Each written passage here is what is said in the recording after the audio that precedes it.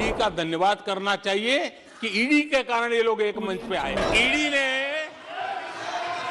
एक लोगों को एक मंच पर ला दिया है। संसद में नरेंद्र मोदी ने भले ही ये बातें मजाक में कही हो, लेकिन एक सवाल तो खड़ा हो रहा है। कांग्रेस समेत तमाम दल ये कह रहे हैं कि क्या मोदी सरकार ने ईडी और सीबीआई का इस्तेमाल विपक्ष के नेताओं को तोड़ने के लिए किया है। मोदी सरकार में मनीष सिसोदिया, तेजस्वी यादव, नवाब मलिक, संजय राउत, अभिषेक बनर्जी, राहुल गांधी जैसे नेताओं से पूछताछ, उनके खिलाफ छापेमारी क्या महज एक इत्तेफाक है? क्या देश के नेताओं में सबसे ज्यादा भ्रष्ट विपक्ष के नेता हैं? जब इतनी कार्रवाइयां हो रही हैं, तो एक सवाल यह भी उठ रहा है कि मोदी सरकार के कार्यकाल में कितने भाजपा नेताओं के खिलाफ छापा पड़ा या किसी केस के संबंध में ईडी और सीबीआई ने उनसे पूछताछ की हो? क्या किसी एक भाजपा नेता का नाम आपको याद है? अगर आपको याद है तो बताइए, जिसके खिलाफ एजेंसियों ने छापा मारा हो। ऐसे इक्का दुक्का उदाहरण हो सकते हैं, इससे इनकार नहीं कर सकते हैं, हो सकते हैं। वहीं विपक्ष के नेताओं पर कार्रवाई के तमाम उदाहरण हैं। कल मनीष सिसोदिया को गिरफ्तार किया गया। आबकारी घोटाला मामले में सीबीआई ने उनसे पूछताछ की, पूछताछ के बाद उन्हें गिरफ्तार कर लिया गया। इससे पहले रायपुर में कथित कोयला घोटाला मामले में कांग्रेस नेताओं के घर पर छापा पड़ा था। बताया गया कि कांग्रेस के अधिवेशन को डिस्टर्ब करने के लिए ऐसा किया गया। वहीं इससे ठीक पहले कांग्रेस नेता पवन खेड़ा को गिरफ्तार किया गया। उन पर पीएम मोदी के खिलाफ गलत बयानबाजी का आरोप लगे। सवाल उठा था कि क्या ऐसे मामले में गिरफ्तारी ठीक है? फिर आरोप यह भी लगे कि कांग्रेस के अधिवेशन को डिस्टर्ब करने के लिए किया गया। इससे पहले देखें तो बीबीसी के दफ्तरों पर आईटी का छापा पड़ा, जिसे आईटी के अनुसार सर्वे कहना ठीक होगा। और ये छापा उस समय पड़ा जब बीबीसी पर आरोप लगा कि उसने पीएम मोदी को लेकर विवादित डॉक्यूमेंट्री बनाई थी, इसलिए यह कार्रवाई की गई है। सरकार पर यह भी आरोप लगा।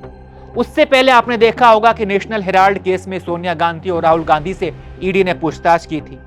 उससे पहले तेजस्वी यादव के ठिकाने पर छापेमारी की गई थी।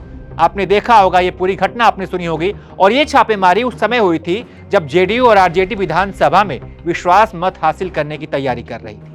नवाब मलिक की गिरफ्तारी, संजय राउत पर कार्रवाई, तमाम उदाहरण है। अभिषेक बनर्जी पर कार्रवाई, ये सारे उदाहरण हैं जिसमें साफ साफ दिखता है कि विपक्ष के नेताओं के खिलाफ जांच एजेंसियां एकदम एक्टिव रही। तमाम नाम है, लेकिन क्या आपको कोई एक बीजेपी नेता का नाम याद है जिसके खिलाफ छापा पड़ा? सोचिए, याद आए तो कमेंट सेक्शन में हमें भी बताइएगा, हमारी भी जानकारी दुरुस्त होगी। विपक्ष का भी यही आरोप है, वो कहती है कि किसी भी भाजपा नेता पर कोई कार्रवाई नहीं हुई। तो ऐसे एक आध एग्जाम्पल आपके मन में हो तो हमें दीजिए। अब बात करते हैं आंकड़ों की।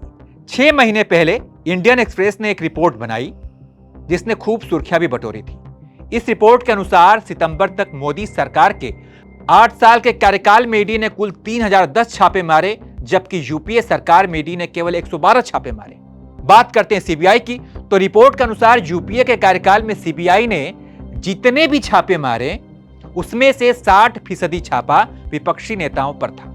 वहीं एनडीए के कार्यकाल में सीबीआई ने जितने भी नेताओं के यहां छापा मारा, उसमें 95% नेता विपक्षी पार्टी के थे। कांग्रेस के नेतृत्व वाले यूपीए के 10 सालों के दौरान कम से कम 72 नेता सीबीआई जांच के दायरे में आए हैं और उनमें से 43 यानी कि 60% नेता विपक्ष से थे। वहीं भाजपा के नेतृत्व वाले एनडीए में 8 सालों के शासन में कम से कम 124 नेताओं के खिलाफ सीबीआई जांच बैठाई गई। उसमें से 118 विपक्ष के नेता थे, यानी कि 95%। ऐसे में तमाम सवाल उठ रहे हैं कि कई नेता ये कह रहे हैं कि ये आजादी का अमृतकाल नहीं बल्कि मोदी सरकार का छापा काल है। आप इन तमाम आंकड़ों को देखने के बाद क्या सोचते हैं, कमेंट करके हमें जरूर बताइएगा। वहीं तमाम अपडेट्स के लिए आप देखते रहिए एबीपी लाइव।